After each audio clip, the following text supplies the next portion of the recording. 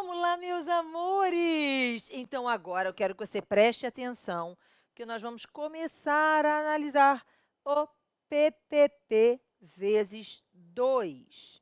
E aí, gente, novamente, eu quero que você se lembre que esses 3 P's são o ponto de partida para que você realmente consiga identificar todas as preliminares possíveis. Lógico, gente, que nem todas vão estar na questão, tá?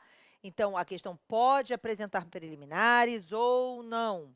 E, em geral, eu quero que você entenda isso, em geral, as preliminares são questões processuais e o mérito versa sobre questões de direito penal. Então, preliminar processo, mérito penal. Preliminar processo, mérito penal. Mas existem algumas hipóteses que vão transitar nas duas discussões. Ou seja, vou dar um exemplo. O exemplo clássico é exatamente uma causa extintiva da punibilidade.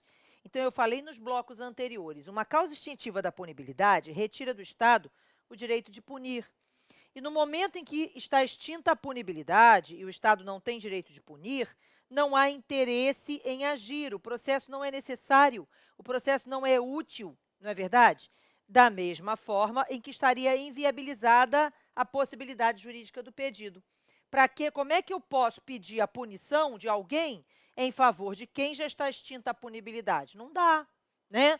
Então, estaria ausente tanto o interesse de agir quanto à possibilidade jurídica do pedido. Então, essa é uma questão de mérito de direito penal que acaba afetando o processo e tornando o processo inviável, inútil, desnecessário, né? Você pode até falar isso, certo? Então, é importante que você entenda que algumas das preliminares, elas estarão passeando, digamos assim, também no mérito e vice-versa. Outro exemplo, imagine que você tenha toda uma denúncia com base em prova obtida por meio ilícito ou prova ilícita por derivação, né?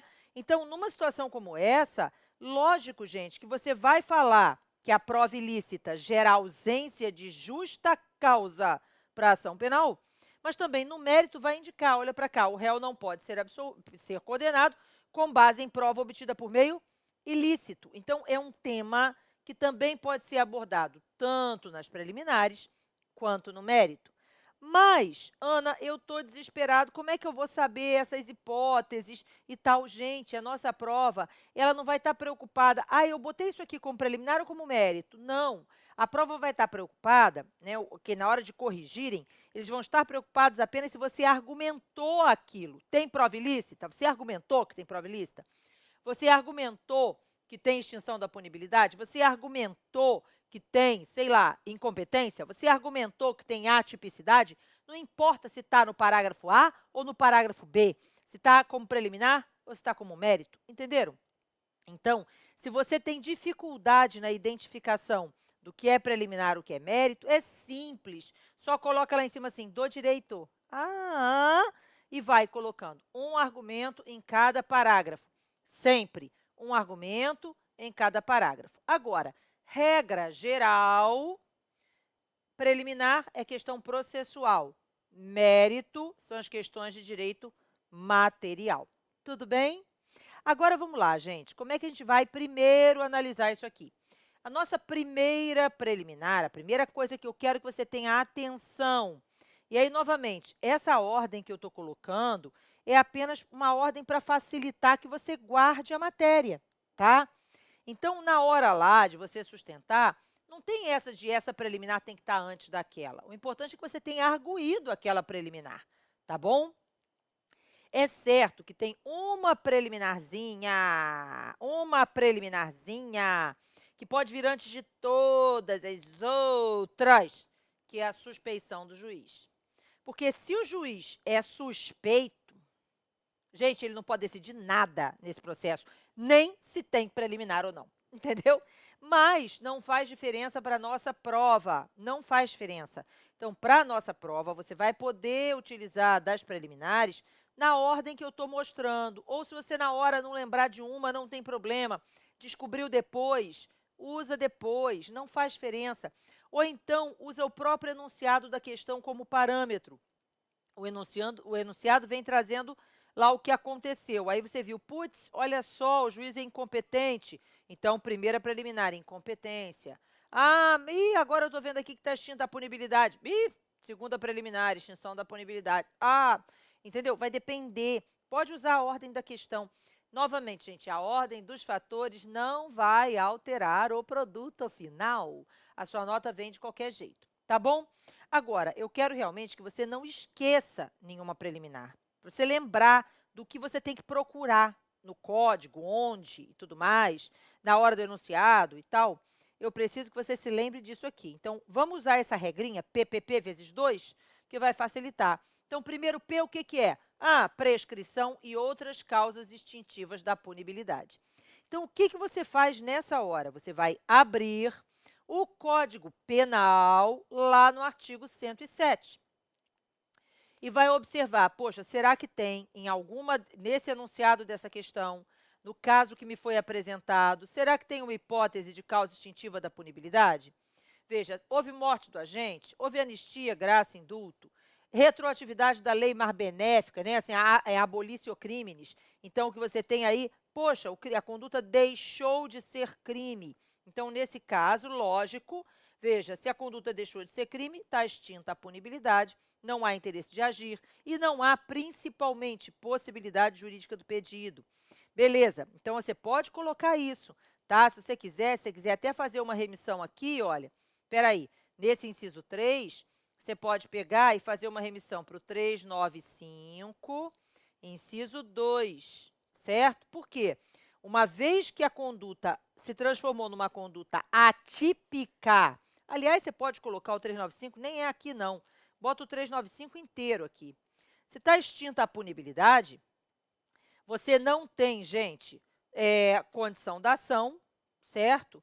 Por quê? Porque não há direito de punir, então não há interesse em agir, não há possibilidade jurídica do pedido. Quer ver um exemplo? Morreu o réu. Gente, se morreu o réu, o investigado, a pessoa que supostamente praticou o crime está morta, está extinta a punibilidade. Eu posso oferecer uma denúncia contra o morto? Ele não tem legitimidade para figurar no processo crime, né? Por conta do princípio da intranscendência, tá? A pena, veja, termina com a figura do agente. Se o agente morreu o direito de punir do Estado. O Estado não tem possibilidade jurídica do pedido, não tem interesse de agir e ele não tem legitimidade. Entenderam? Então, na verdade, quando você tem uma causa extintiva da punibilidade, isso vai interferir diretamente nas condições da ação. Ok? Então, primeira hipótese é morte do agente, anistia, graça, indulto, retroatividade da lei que não mais considera a conduta como crime, prescrição, decadência, a perempção é durante o processo, né, na ação penal privada, renúncia ao direito de queixa, certo? Tudo isso você vai olhar. Retratação do agente nos casos em que a lei admite, lembra da hipótese lá da audiência de conciliação? Pode fazer aqui uma remissão para o 520 do CPP, a audiência de reconciliação nos crimes contra a honra. Se o agente do crime de calúnia, de difamação, de injúria se retrata, tecnicamente você tem ali, olha só, extinta a punibilidade, certo? Depois, perdão judicial. Então, são hipóteses de extinção da punibilidade. Você sabe qual é o artigo que trata de causa extintiva da punibilidade. E se não souber, na hora da prova, o seu vade-mecum tem um índice. Procure no sumário, entenderam? Um índice remissivo do código, tá? Mas eu quero que você se lembre o seguinte, que nem todas, veja, então o artigo 107 do Código Penal não é exaustivo. Então, é isso que eu preciso que você entenda. Existem outras causas extintivas da punibilidade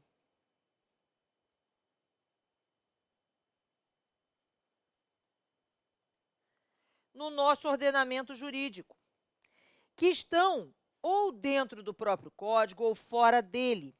Mas eu preciso que você saiba quais são essas causas extintivas da punibilidade. Então, lá no seu material, você vai procurar aí o material de resposta à acusação. No seu material, tem uma lista das causas extintivas da punibilidade que não estão no artigo 107. Então, eu vou te dar um exemplo. O indivíduo que praticou um crime de sonegação fiscal. Se ele efetuar o pagamento do tributo antes do oferecimento da denúncia, está extinta a punibilidade e a denúncia não pode ser oferecida. É um exemplo de uma causa extintiva da punibilidade que está fora do Código Penal. Entenderam?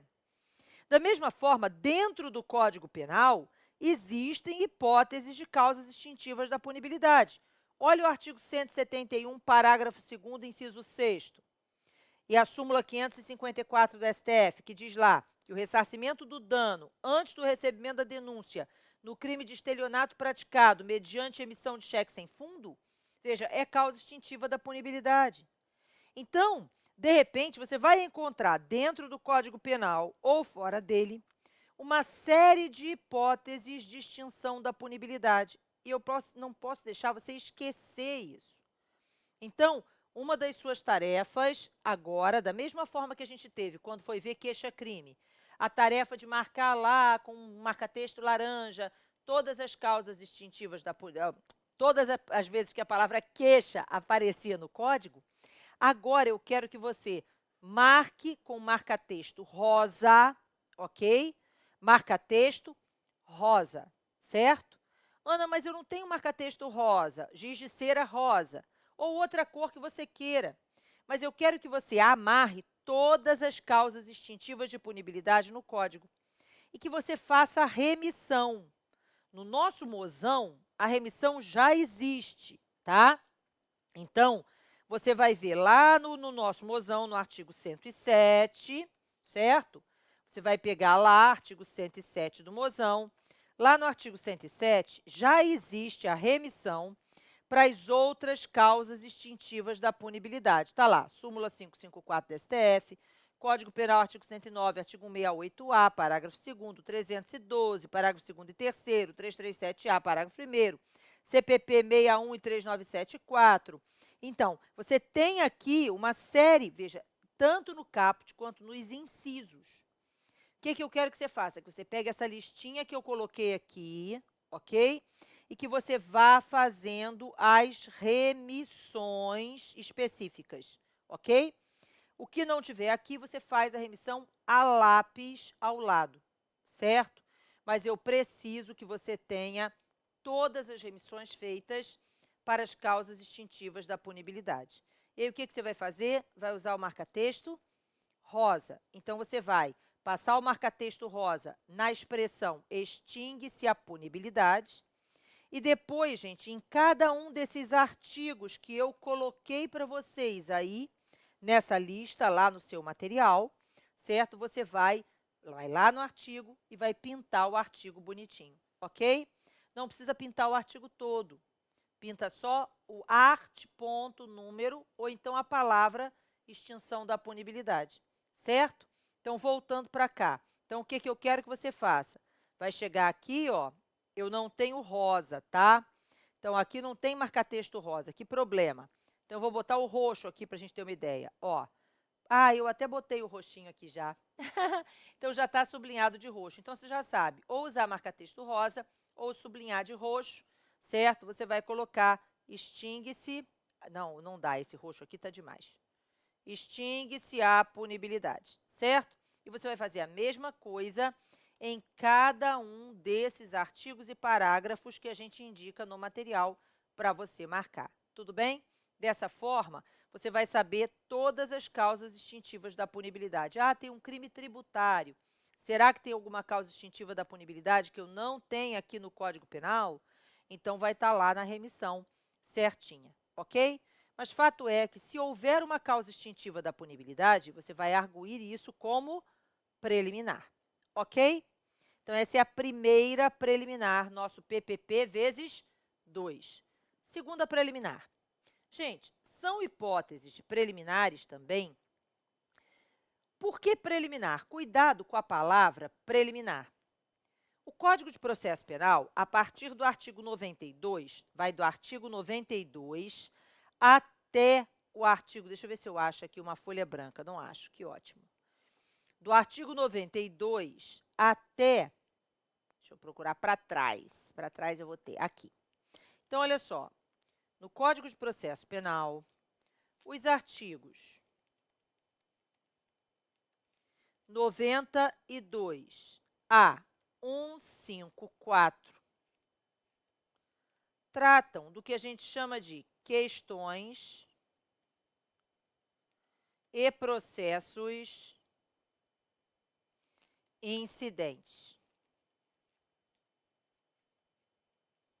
Então, vamos lá. O que é um processo incidente? Gente, é um processo ou procedimento que se instaura no meio do processo principal e que muitas vezes vai interferir no rumo do processo principal, ok?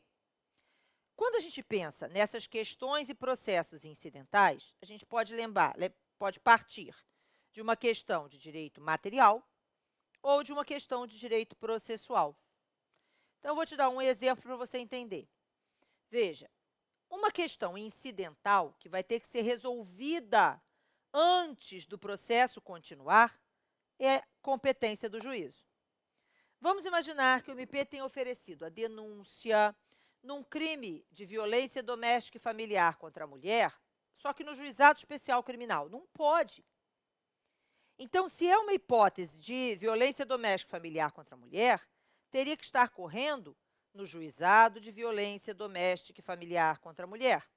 Então, se a denúncia foi oferecida perante um juízo incompetente, cabe à defesa arguir a incompetência do juízo, não é verdade? E aí, o que se espera quando você argue a incompetência do juiz? Que o juiz diga, realmente, eu sou incompetente, e remeta o processo para o juízo competente. Vamos imaginar que o juiz tenha feito isso. Veja, você disse, olha, Vossa Excelência é incompetente, e ele realmente sou incompetente, declino da competência e remeto os autos ao juízo que é competente. Só que quando chega lá, nesse juízo, o juízo chega e diz assim, eu não sou competente, não. E aí, nesse caso, se o juiz onde o processo corria está dizendo que ele é incompetente, e o juiz para o qual o processo foi remetido, que seria, em tese, o correto, também diz, eu também não sou competente, acabou de ser instaurado um conflito negativo de competência, que vai ser decidido por quem? Pelo tribunal. Então, caberá ao tribunal suscitar ou resolver, discutir. Quem suscita é o juiz que... O juiz disse, eu não sou competente, empurrou. O juiz que recebeu disse, eu também não sou. Aí ele está suscitando o conflito negativo de competência. Quem vai resolver? O tribunal. Ana, mas como é que é isso, hein? Quem é que decide conflitos negativos ou positivos de competência? Porque a gente fala em conflito negativo quando ninguém é competente. Mas pode acontecer o contrário. Esse juiz aqui diz assim, eu sou competente, o outro diz, eu também sou. Se os dois estão afirmando serem competentes, eu tenho um conflito positivo de competência. Mas, de qualquer forma, negativo ou positivo, alguém vai ter que solucionar esse problema. E quem é que vai solucionar? Então, agora eu quero que você preste atenção. É facinho, facinho, facinho. Olha só, quando a gente pensa na estrutura do Poder Judiciário, a gente pensa assim, olha bem, hein? Preste atenção. Eu tenho juízes estaduais e juízes federais, certo? Os juízes estaduais estão, vejam só, subordinados aqui a um determinado ou vinculados a um determinado tribunal. Então, é o Tribunal de Justiça. Ah, peraí, os juízes federais estão vinculados a um TRF, beleza? E aí eu tenho os juízes eleitorais vinculados ao TRE, não é verdade? E eu tenho os juízes militares. Não vai aparecer nada de justiça militar, né? Tribunal de Justiça Militar. Normalmente o Tribunal de Justiça faz às vezes, certo? Agora eu quero que você preste atenção. Olha só. Se eu tiver dentro do mesmo tribunal, exemplo, vamos pegar aqui, vamos colocar nessa outra folha, tá? Deixa eu tirar isso aqui, questões, processo, incidente daqui. Vamos imaginar que eu tenha um juiz da estadual, da comarca X e o juiz estadual da comarca Y. E nenhum dos dois está dizendo que é competente. O juiz estadual da comarca X diz que a competência é da comarca Y. O juiz da comarca Y diz que a competência é da comarca X. Só que esses dois juízes estão subordinados ao mesmo TJ. Nesse caso, gente, se eles são subordinados ao mesmo TJ, cabe ao TJ definir quem é competente, se é a comarca X ou se é a comarca Y. Agora, olha só esse nosso exemplo aqui também. Olha só que exemplo legal. Eu tenho o juiz da vara criminal e o juiz do tribunal do júri, mas ambos subordinados ao mesmo TJ. Quem é que vai dirimir o conflito de competência? O TJ. Mas, Ana, e se não fosse júri, se fosse juizado de violência doméstica e familiar contra a mulher? Mesmo assim, se esse juizado de violência doméstica e familiar contra a mulher está subordinado ao TJ, o mesmo TJ que se vincula o juízo da vara criminal, o TJ é que vai dirimir. O mesmo, gente, se fosse aqui um juizado especial criminal. Então, eu estou pensando em juízos ou foros que se compreendem dentro do mesmo estado. Aí é o TJ a dirimir, ok? Agora, vamos imaginar que fosse assim. Olha só, preste atenção. Hipótese. Imagine que fosse essa situação.